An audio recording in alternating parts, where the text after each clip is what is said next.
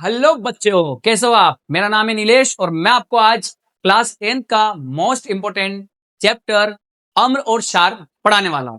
तो चलिए स्टार्ट करते हैं। अम्ल और क्षार क्या होता है, इससे इंपोर्टेंट मोस्ट इंपोर्टेंट जो क्वेश्चंस है उनके बारे में हम डिस्कस करेंगे। तो हम स्टार्ट करते हैं। तो सबसे पहले अम्ल, हमारा चैप्टर का नाम ही है अम्ल और क्षार है, तो हम इसके बारे में ही डिस्कस करेंगे कि भैया अम्ल क्या होता है, क्षार क्या होता है। तो अम्ल जो है H+ आयन देता है, मतलब ये स्वाद में क्या होते हैं, खट्टे होते हैं, और जो भी स्वाद में खट्टे होते हैं वो H+ आयन देते हैं। और पीएच मान, इनका पीएच मान 1 से ज्यादा और 7 से कम होता है। H+ गैस मतलब H2 gas, sorry H2 gas निकलती है, मतलब धातु के साथ इनकी रिएक्शन कराने पर H2 गैस निकलती है। अब आ जाते हैं हम क्षारक पर कि क्षारक क्या होता है। तो क्षारक OH- आयन देता है और स्वाद में कड़वे होते हैं, कड़वे और कौसंदे भी बोलते हैं इनको। पीएच इनका मान क्या होता है, पीएच मान 7 से ज्यादा और 14 से कम होता है। उसके बाद धातु के साथ अभिक्रिया करने पर ये क्या करते हैं, लवण प्राप्त होता है। और अगर सर हम अम्ल की और क्षारक की दोनों के साथ रिएक्शन करवा देते हैं तो क्या बनेगा। तो जब हम अम्ल और क्षारक की आपस में रिएक्शन करवाते हैं तो लवण और जल बनता है। क्या बनता है, लवण और जल।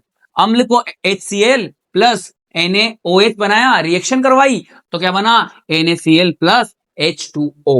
ओके, अब हम डिस्कस करते हैं कि सर ये पीएच स्केल क्या होता है। तो पीएच स्केल H+ आयन का ऋणात्मक लघु गुणांक होता है, जिसमें क्या होता है, जिसे हम क्या बोलते हैं, power of hydrogen. Power of hydrogen भी कहते हैं, इसका फुल फॉर्म क्या है, पावर ऑफ हाइड्रोजन।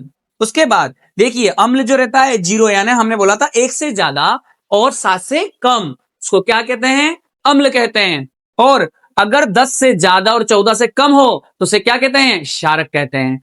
अगर सर 7 हो तो उसको क्या बोलेंगे, उदासीन बोलेंगे। उसको क्या बोलेंगे, उदासीन बोलेंगे। अब हम हमारे इंपॉर्टेंस पॉइंट्स जो कि बुक्स में 101% आने वाले हैं और बुक्स में है, और आप बोर्ड एग्जाम में उसकी प्रिपरेशन कीजिए, उससे क्वेश्चन जरूर पूछता है बोर्ड, तो हम उसके बारे में डिस्कस करेंगे। और उससे पहले सर हम आपसे सभी से ये देखेंगे बच्चों कि पीएच स्केल क्या देखेंगे, पीएच स्केल। तो आपको सभी के जितने भी आपके बुक्स में है पीएच स्केल, जल के, आपको यहाँ पर नारंगी के, नींबू के, दही के, इनके पीएच स्केल जरूर पढ़ के जाने हैं, क्योंकि पीएच स्केल से क्वेश्चंस जरूर आता है। के बाद हम इंपॉर्टेंट पॉइंट्स देखते हैं कि इंपॉर्टेंट पॉइंट्स में विरंजक चूर्ण, और विरंजक चूर्ण के बाद सोडियम हाइड्रोक्साइड और बेकिंग सोडा, धावन सोडा, इनके बारे में हमसे बोर्ड में क्वेश्चन पूछा जाता है। और अगर इससे रिलेटेड आपको क्वेश्चन चाहिए कि हम सर हमें पूरे मोस्ट इंपोर्टेंट क्वेश्चन भी भेज दीजिए, ये पूरे नोट्स चाहिए, तो आप हमारे टेलीग्राम चैनल को जो कि डिस्क्रिप्शन में दिया गया है उसे ज्वाइन कीजिए, इससे आपको ये सारे नोट्स मिल जाएंगे, चैप्टर 1 के भी और चैप्टर 2 के भी।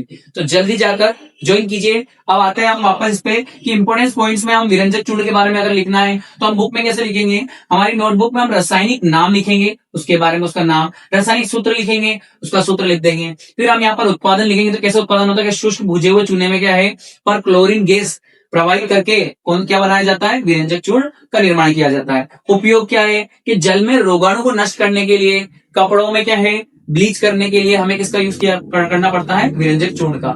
ऐसे ही सोडियम हाइड्रोक्साइड का भी आप ऐसे लिख सकते हैं, रासायनिक नाम, रासायनिक सूत्र, और बेकिंग सोडे का भी, धावन सोडे का भी, प्लास्टर ऑफ पेरिस के निर्माण की विधि भी। तो ये सारी चीजें आप इससे इसी पॉइंट्स को कनेक्ट करके लिख सकते हैं। अगर आपको पूरे पॉइंट चाहिए तो हमने बोल दिया है, टेलीग्राम चैनल को ज्वाइन कीजिए। उसमें बाद लवण के एक सूत्र इकाई में जल के निश्चित अणु की संख्या को हम क्या कहते हैं, क्रिस्टल जल कहते हैं। अगर एग्जाम में आ जाता है कि सर क्रिस्टल जल किसे कहते हैं, तो आप इनसे ये जो डेफिनेशन उसमें लिख सकते हैं। उसके बाद प्लास्टर ऑफ पेरिस की जल के साथ अभिक्रिया है, यानी अभिक्रियाएं जरूर आती है, जल के साथ अभिक्रिया करते हैं तो क्या होता है, अम्ल की क्षार के साथ अभिक्रिया करते हैं तो क्या होता है, और अम्ल की धातु के साथ अभिक्रिया करते हैं तो क्या होता है। तो इस टाइप की जितनी भी रिएक्शंस है वो जरूर आप देखें, बुक्स में उसको जरूर हाईलाइट करें। उसमें से छोटे छोटे जो है अम्ल मैंने बताया है, आपके जो क्वेश्चन है, अम्ल किसे कहते हैं, क्षार किसे कहते हैं, उसके बाद आपके विरंजक चूर्ण के निर्माण की विधि, रासायनिक नाम, उसके बाद आप ये धावन सोडा, बेकिंग सोडा, इनके रासायनिक नाम, इनके बारे में आप डिस्कस जरूर करें और अपनी बुक में उसको हाईलाइट जरूर करें।